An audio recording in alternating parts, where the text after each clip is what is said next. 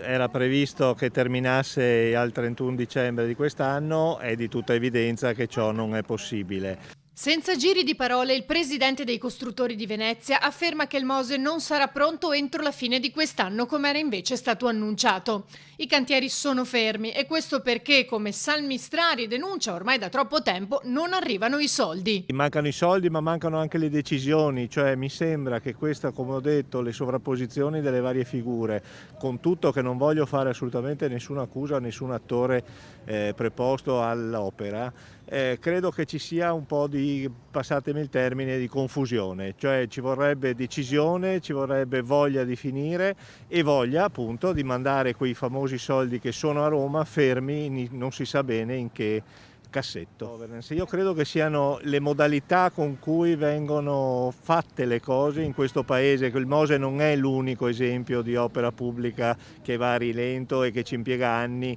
e anni per fare una cosa già decisa e già definita.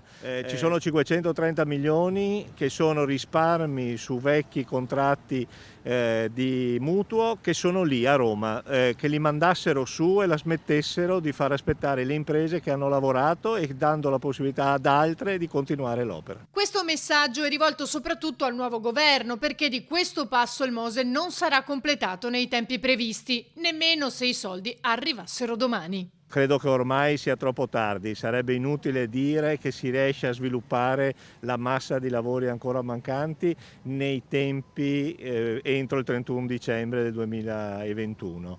Sicuramente però si potrebbe dare una grande spinta a quest'opera. Ricordiamoci che l'opera Mose non è solamente le barriere mobili, certo, c'è il piano dell'Arsenale, il piano Europa, tutte le opere che sono correlate alla salvaguardia della laguna di Venezia, come previsto peraltro dalla legge.